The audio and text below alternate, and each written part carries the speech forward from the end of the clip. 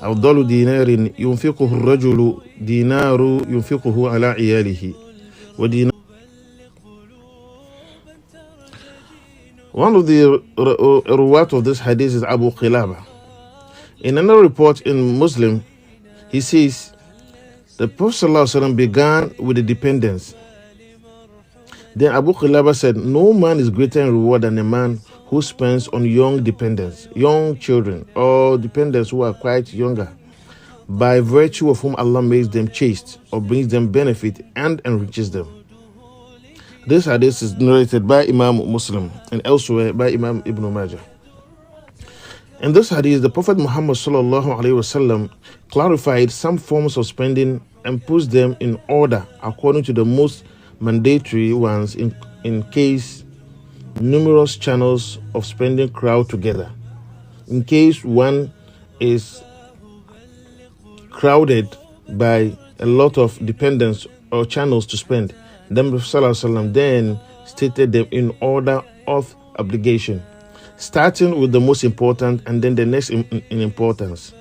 He stated that the money that brings one the highest reward for spending is the money that a Muslim spends on his dependents, like his wife and children, followed by spending on the mounts or on his ride that is prepared for war in the cause of Allah, then spending on one's friends and companions if they are fighters in the cause of Allah subhanahu wa ta'ala.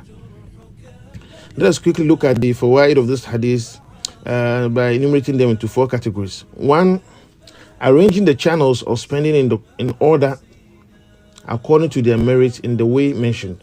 And this order should be observed in case of numerous options. When one has a lot of obligations, then one has to look at them in order of priority. 2nd, demonstrating that providing for one's dependents takes priority in terms of merit over the other forms of spending.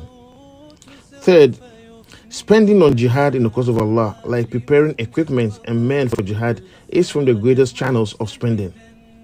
4th, it was said in the cause of Allah, fi sabilillah. The scholars say this refers to every act of obedience, like Hajj, for instance, like supporting the fast is the means of seeking nearness to Allah subhanahu wa ta'ala. This hadith was narrated by Thawban Mawla Rasulullah sallallahu alayhi wa alihi wa sallam. Assalamu alaikum.